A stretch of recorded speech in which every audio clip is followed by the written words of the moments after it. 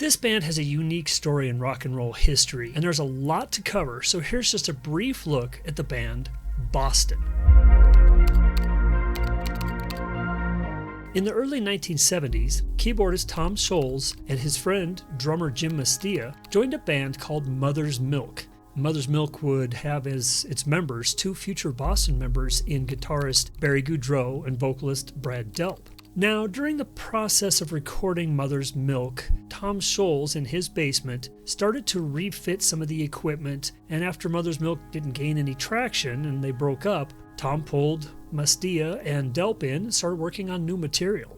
After almost 5 years of no success sending demos out to labels and not getting any response or getting a negative response, mostly because the labels didn't believe that they were home recorded, Tom decided to give it one more shot. And this demo ended up catching the attention of CBS producers Charles McKenzie and Paul Ahern, who then passed it on to CBS's A&R man, Lenny Petsy, who passed it on to CBS's label, Epic Records. Lenny Petsy would go on to work with the likes of Aldo Nova, Cyndi Lauper, and Sade, as well as with Boston. Tom Werman, the producer at Epic Records, called Ahern and said that if they could play live, quote, "we will guarantee to sign them."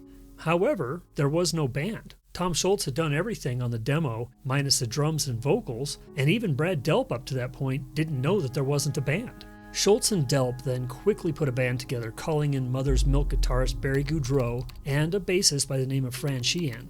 They rented a warehouse that belonged to Aerosmith, did the live audition, and nailed it.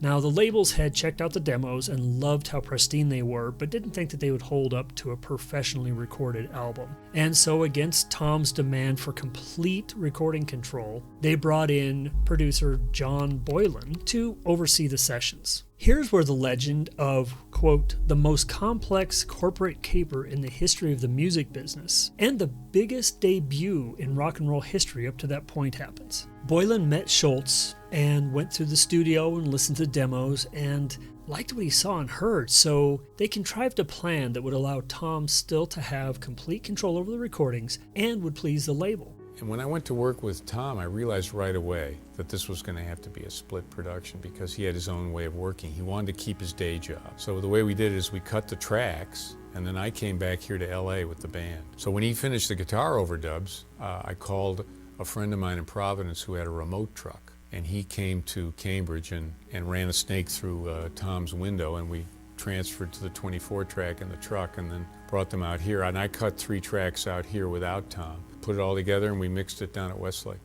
The final product would result in one track written by Delp from LA, and that would be Let Me Take You Home Tonight. The rest of the album was done in Tom's basement studio. During the recording process in LA, Epic had a custom-made acoustic for thousands of dollars made for the album. However, the guitars you hear on More Than a Feeling are Tom's $100 Yamaha acoustic and his 1968 Les Paul electric. It was during this recording process that John Sib Hashian was brought in as the drummer to replace Jim Mastia. John had been a former lieutenant in the Army and had told his men that when he got out, he was going to be a rock and roll star, and now it was beginning to happen. This was also when Boylan would suggest the name Boston. Now, originally the members didn't really care for the name, but it started to make sense to them because at this time there was a list of one-name bands, such as Heart, Aerosmith, Queen, Rush, Yes, and a multitude of others.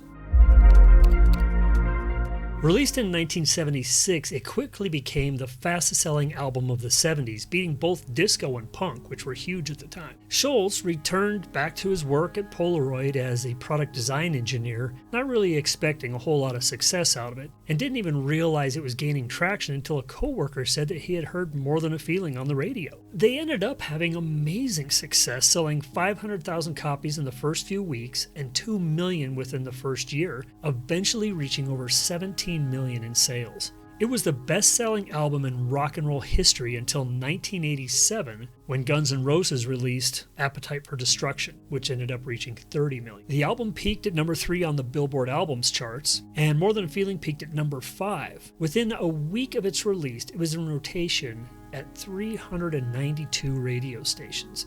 The album spent 132 weeks on the charts, which is almost 2.5 years, and At the end of the first year, all 8 songs were in rotation and were quickly becoming FM radio standards. Again, a challenge arose. The album sounded great and they were getting radio play, but they still had to function in a live setting. Their first gigs were kind of rough, and with only 1 album's worth of material, they ended up playing the album and then playing More Than a Feeling again at the end as an encore. They soon ruled the airwaves and became a headlining act, and Delp's voice was especially popular. Their 6-week tour turned into a 10-month tour of bigger and bigger shows. Boston went gold in less than 7 weeks and platinum in less than 3 months. It produced 3 top 40 hits, including More Than a Feeling, Long Time, and Peace of Mind. And here's an extra tidbit. Their success happened so quickly that when Delp called his accountant to see if he could afford to buy a house, the response came back, "How many?"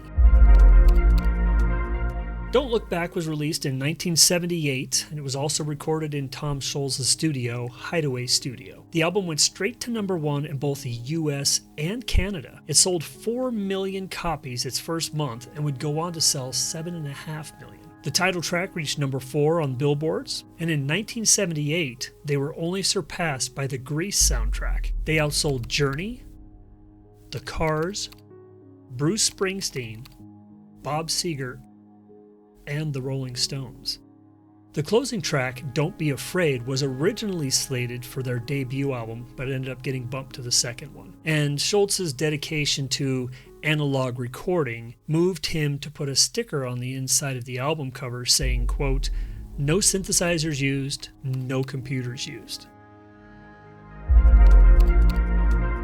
Third Stage was released in 1986, 8 years after the previous album, and it was again recorded in Tom Scholz' Hideaway Studio. It reached number 1 on the Billboard charts. It contained 3 top 20 hits, Amanda, We're Ready, and Can't You Say. Several members had left either prior to or during the recording of this album, and Jim Mestia came in for the last half of the album to record. Credits on 4 tracks were given to Jim Hashian, and co-writing credits were given to Franchian on Cool the Engines. The band at this point was essentially Scholz and Delp. While Third Stage is definitely a great album and churned out 3 hits, it's largely seen as not keeping up with the times because drum machines, synthesizers, and MTV were really a powerful force, and none of them were part of this album. Even going against the grain of the changing industry, Third Stage was a successful album and ended up selling 4 million copies. Here's some tidbits.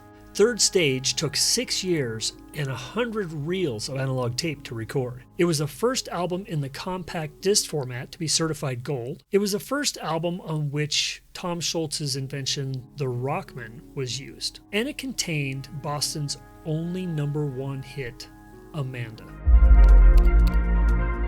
Released in 1994, another 8 years after the last album, Walk On was recorded again in Tom Scholz' Hideaway Studio. By this point, Scholz was the only original member left. Scholz only wrote 4 tracks on this album, and all the other tracks were collaborations. This album contained no top 40 hits, with I Need Your Love peaking at number 51, and it sold fewer than 1.5 million albums, but it was certified platinum. The album peaked at number 7 on the Billboard Top 200. The Greatest Hits album was released in 1997. It has 16 tracks, mostly pulled from the first 2 albums. It contained 3 new songs, Tell Me, Higher Power, and Tom Scholz' version of The Star-Spangled Banner. It did not contain 2 of their top 20 songs, We're Ready, which peaked at number 9, and Can't You Say, which peaked at number 20. It was certified platinum in 2003 with 2 million in sales. Because Tom Scholz wasn't pleased with the sound quality of this release, it was remastered and then re-released in 2009, with the tracks Tell Me and Living for You being replaced by I Had a Good Time off of the Corporate America album and I Need Your Love off of the Walk On album.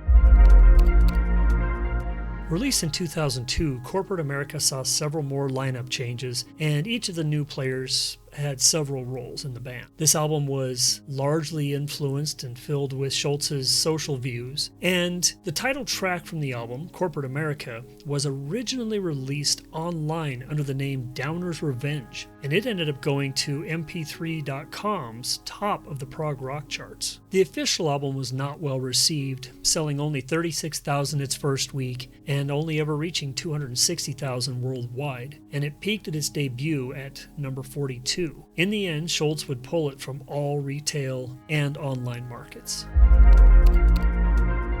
Life, Love, and Hope was released in 2013 on an Italian label by the name of Frontiers Records. They had been putting out records by classic rock bands like Journey, Blue Oyster Cult, and Styx. This was Boston's first album in 11 years, and it has 7 different vocalists on it. This album also contained 3 tracks sung by Brad Delp before his passing in 2007. This album sold only 16,000 copies its first week and would only go on to reach 158,000 worldwide. It did chart at number 37 on the top 200 and had a couple of top 10s on other charts. Since that album, there hasn't really been any talk of a new one. They've done some tours with different lineups and have toured with other bands, but here's some cool tidbits. Boston has had over 20 members. They've opened for Black Sabbath and Blue Oyster Cult. Boston has gone on to sell 75 million albums worldwide. Please share what your favorite Boston songs or stories or experiences are with us. And like, share, and subscribe if you like this content. It really helps out. Thanks for watching.